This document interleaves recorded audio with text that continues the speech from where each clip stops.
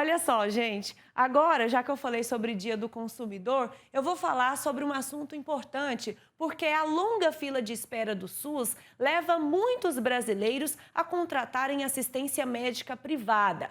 Para você ter uma ideia, quase 50 milhões de cidadãos têm plano de saúde, segundo a agência reguladora do setor. Só que, embora popular, esse tipo de serviço gera muitas dúvidas em relação aos direitos dos consumidores. E é sobre isso que vamos falar hoje com o advogado especialista em direito do consumidor, Willer Fleury. Willer, bom dia! Bem-vindo ao Brasil Hoje. Olá, Daiane. Muito obrigado pelo convite. Willer, a gente vai começar falando sobre essa questão dos planos de saúde de um modo geral, para a gente saber quais os direitos de quem tem um plano de saúde. Bacana. Vamos falar aí e discutir um pouquinho sobre esse tema que vem sendo muito comum e recorrente, a questão da saúde. Como você mesmo disse, o SUS, infelizmente, é uma máquina muito grande e pesada do nosso sistema de saúde, a saúde pública, e devido às suas deficiências, nós sabemos, as pessoas vêm buscando cada vez mais um plano de saúde. E devido a essa acessibilidade, muitas vezes na busca pelo valor pelo plano de saúde, os consumidores enfrentam muitos entraves e dificuldades na prestação do serviço por parte dessas empresas operadoras de plano de saúde. Então, são inúmeros os problemas, né? Desde negativas indevidas de cirurgias, negativas de exames não invasivos. Aí a gente tem um exemplo aí do PET scan, que é para verificar neoplasia maligna, que é o caso do câncer. Por exemplo, o PET scan, ele deixa de ter que abrir a pessoa para usar um aparelhozinho que faz um mapeamento muito menos invasivo. Então, são esses inúmeros entraves e dificuldades aí que, infelizmente, os consumidores enfrentam, apesar de estarem pagando por esse plano. E aí a pessoa fica revoltada, né? Os inúmeros desafios aí enfrentados pelo consumidor em relação ao plano de saúde. Desde que você citou, tem demora em consulta, agendar exame, essa enrolação, né, para realizar uma cirurgia e, na pior das hipóteses, até a negação para um atendimento de serviço ou de uma cirurgia que vai parar na justiça. Quais seriam, então, as obrigações de um plano de saúde, Willer? Primeiramente, sobre os reajustes. Existem os reajustes por faixa etária, entretanto, a Agência Nacional de Saúde ela tem um limitador para os reajustes das empresas operadoras de plano de saúde. Então, é importante o consumidor, principalmente aqueles que têm uma idade, a faixa etária maior, ou seja, tem mais idade, ficar atento aos reajustes e verificar se não tem nenhuma abusividade no reajuste que foi aplicado a ele, principalmente em razão da pessoa que está ficando mais velha. Tem as cirurgias também, que são cirurgias de urgência, e essas cirurgias, às vezes, o plano de saúde não reconhece aquela cirurgia, pois entende que deveria ser um outro tratamento, por exemplo. Nesse caso, o que determina, inclusive vincula a obrigação do plano de saúde, é a indicação médica.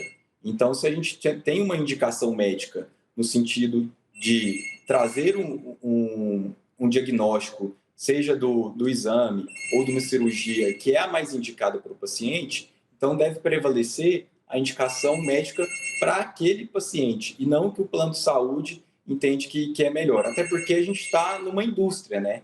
E essa indústria da saúde, ela também visa lucro.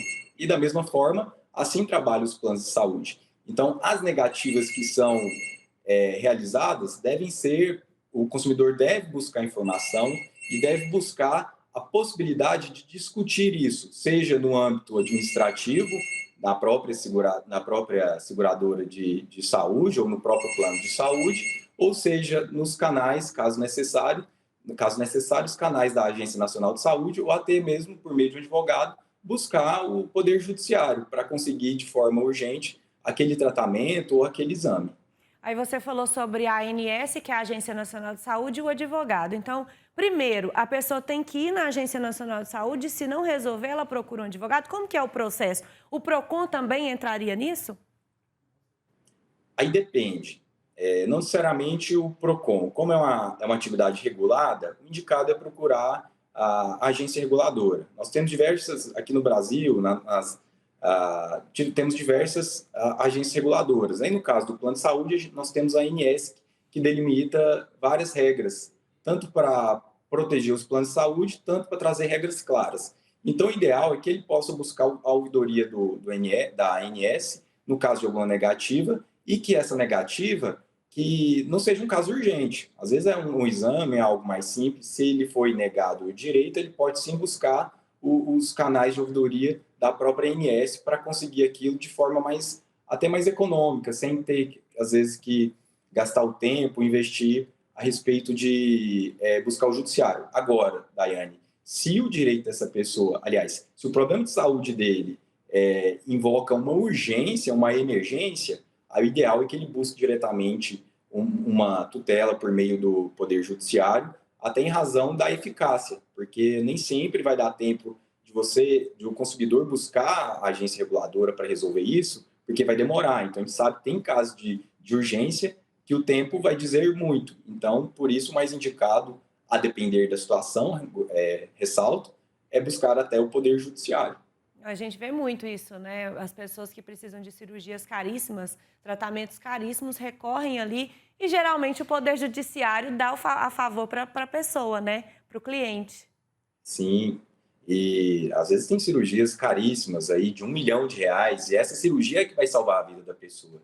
E é óbvio, por ser, mais uma vez, uma indústria, e uma indústria, empresa, naturalmente, né? Isso é a questão natural e óbvia, buscam o lucro, eles vão recusar isso, infelizmente. Mas aí o consumidor deve sim buscar o seu direito, e se aquela cirurgia é a mais indicada, é a que foi indicada para o médico, porque o tratamento ele é feito de forma individualizada e é o médico que vai dizer. E se o médico está dizendo, deve a operadora de saúde cobrir aquele plano, aquela cirurgia que foi colocada para ele. Até porque é o que vai salvar a vida daquela pessoa, é o último recurso.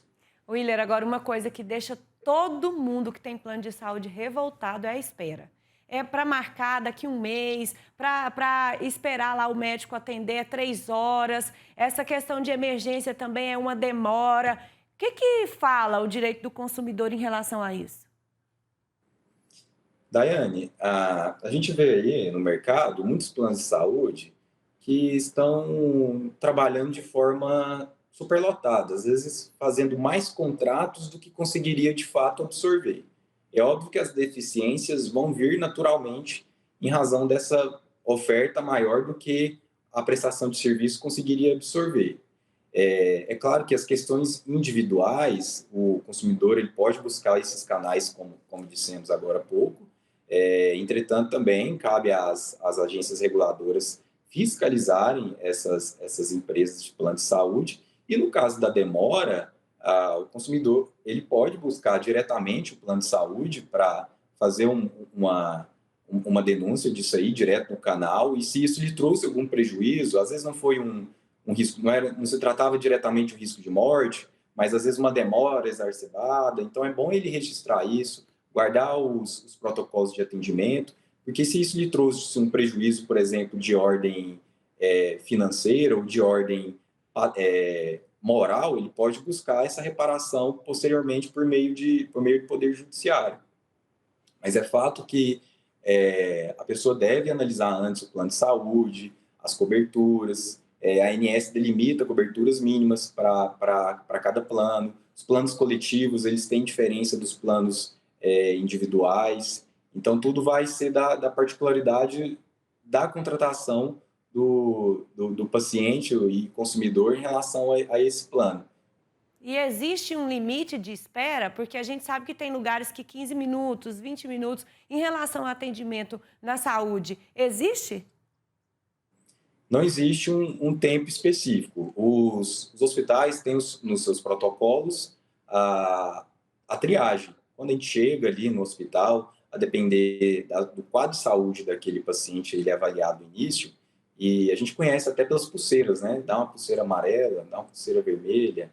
Então, é de conforme vai ser a demanda também. Às vezes vai chegar ali, é muito mais sazonal, né? Passamos por uma pandemia aí, imagina só, numa época de pandemia, não tinha sequer UTI. Então, o sistema num todo, até da iniciativa pública, do próprio SUS e do próprio sistema privado, existe uma limitação, né, por disposição física aí das estruturas.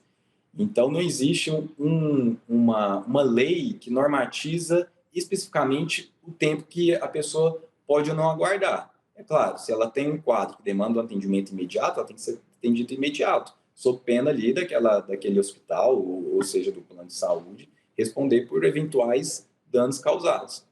Willer, a minha xará aqui, Daiane, está perguntando, participando aqui do programa, e perguntando o seguinte: eu tenho o costume de fazer exames e aí o plano de saúde simplesmente tira aquilo ali, me impede de fazer. O que eu faço?